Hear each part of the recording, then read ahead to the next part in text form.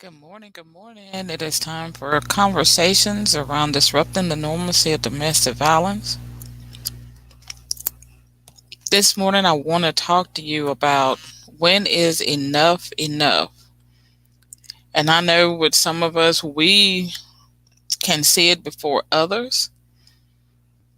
And then if we're advocates, we're wanting to be able to have enough information to tell people that we see in a dangerous situation so that they can feel that it's enough.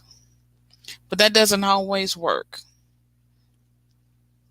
So I want you to come on in and let's talk about when is enough enough? How do we determine that? And what do we do to make that change happen? There's going to be some, love to hear your comments behind that. Each morning I come in and I deliver this information to you. And it's usually a one-way street, but I love it when you speak back. I want this to be a conversation, not just me coming in and spurting out my feelings, my thoughts. I really want it to be something that we can all talk about and have a conversation about. And this is really an important subject to me because so many people are going to be dealing with this subject as we go on and build relationships and have conversations this today and until after the holiday time.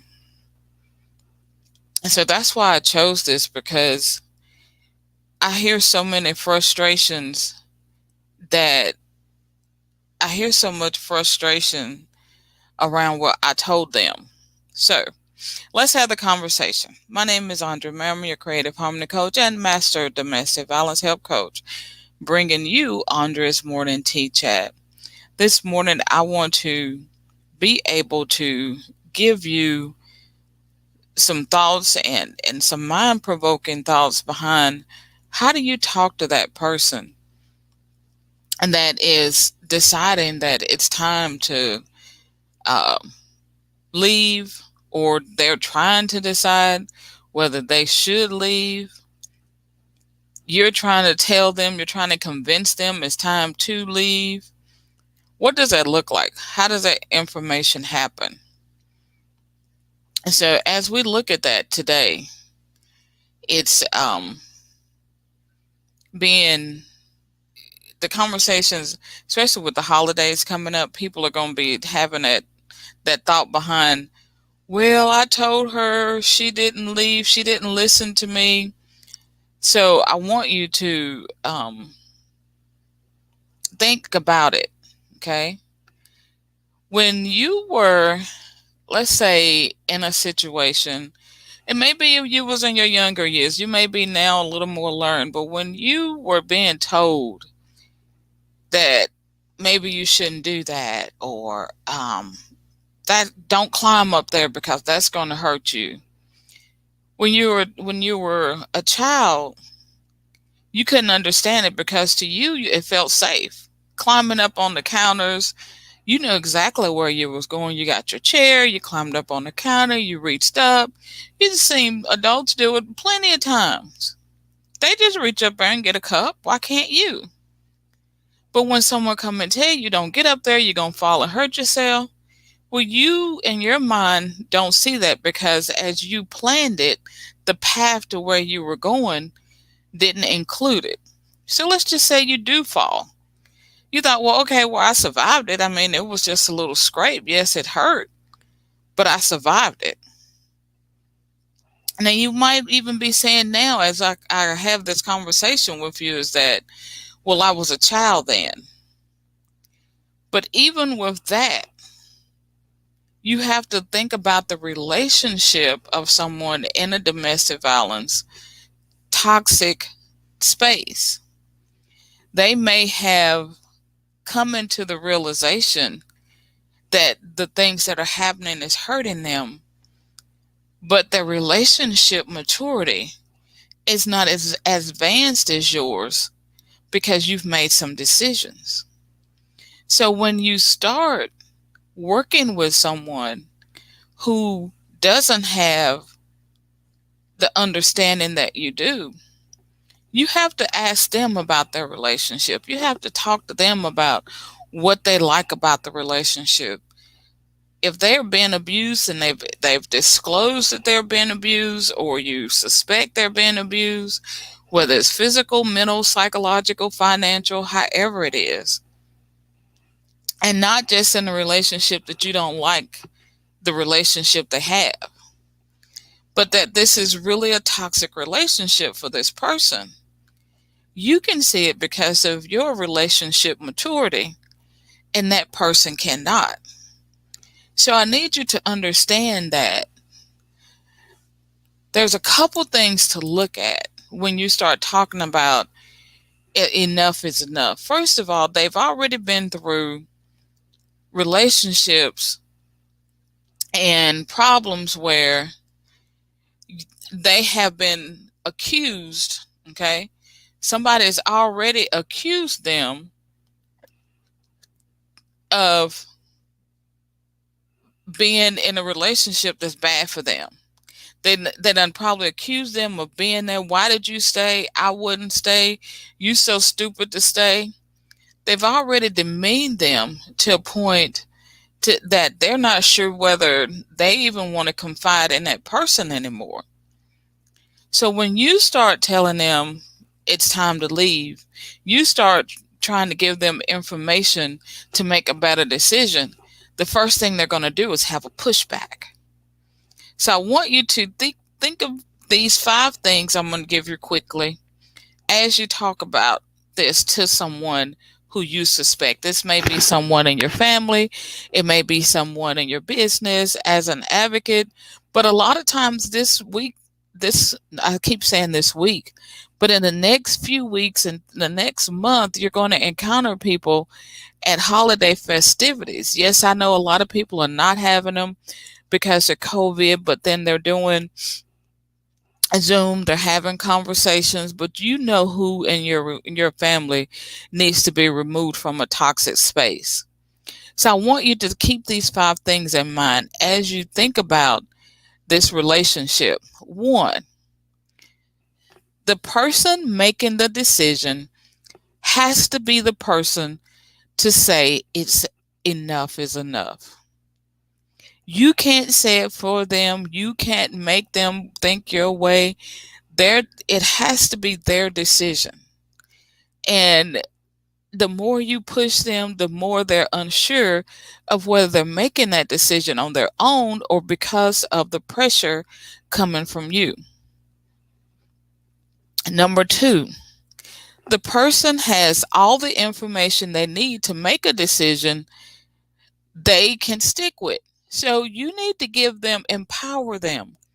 So many times, if you've been to any domestic violence training, we talk about coming from an empowerment model, meaning allowing that person to feel what they feel, be where they are, and empower them with the information and the tools they need to make the best decision for their situation.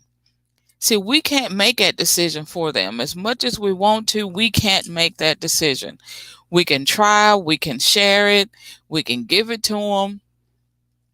But at the end of the day, they have to make the decision to move away from that toxic relationship. And it has to be something they can live with. Number 3, that person feels they have done all they can. How many times have you said, well, I'm just going to go back and try one more time? How many times have you thrown up the statistic? Well, the average person leaves 7 times.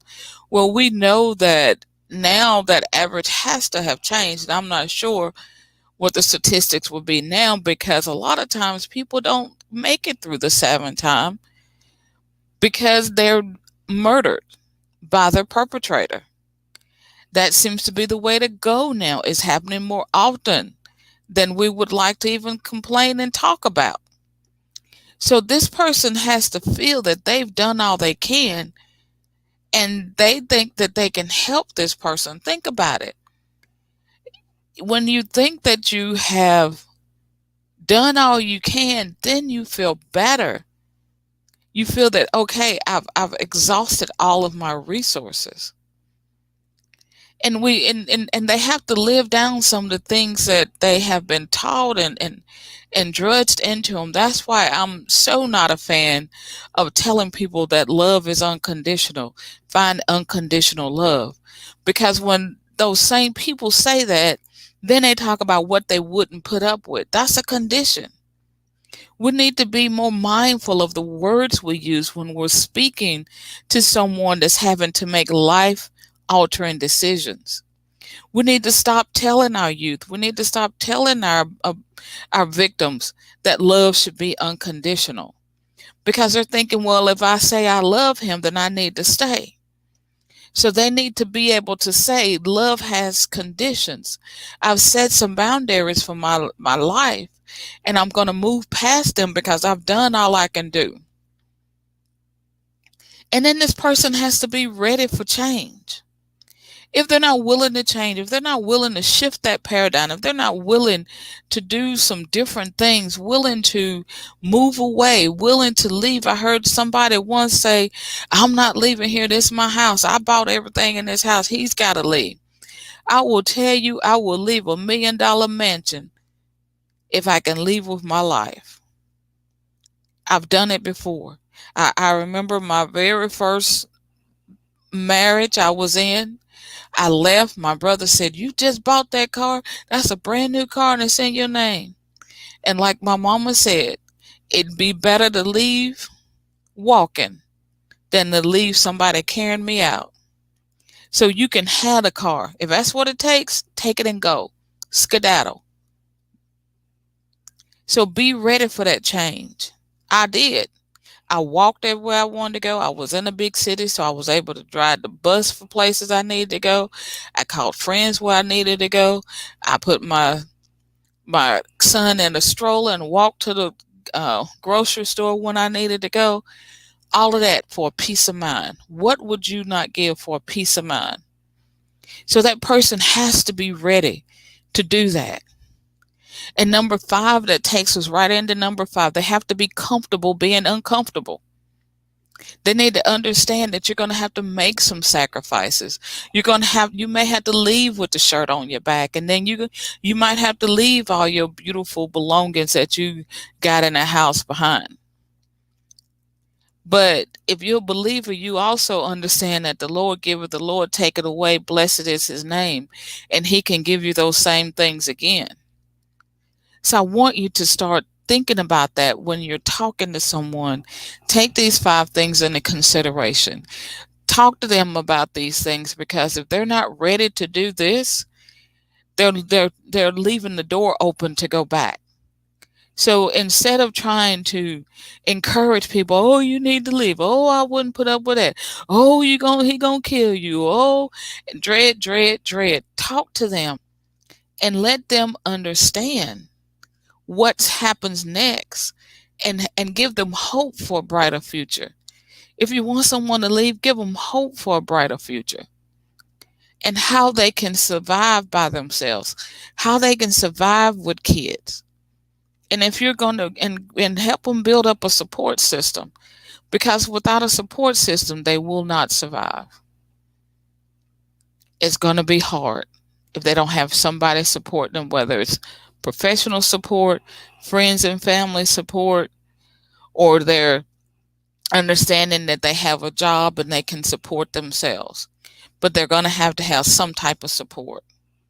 So I want you to think about that as you have these conversations with people over the next few weeks, as we go into the holiday season, and we know that the stress levels are already up. That things are going to look different. People are not going to have the joyous occasions they usually have. This is going to be our first COVID holiday season. And so the calls are going to be coming in. So think of these 5 things. The person needs to make the decision and say it's enough on their own. Number two, the person has all the information they need to make a decision they can stick with. Number three, the person feels that they have done all they can. Number four, they need to be ready for change. And number five, they need to be comfortable enough being uncomfortable that they can build support around that and say, I deserve a better future. Thank you for joining me today. Until tomorrow, I pray that you continue to have hope, harmony, and happiness in your life. Bye for now.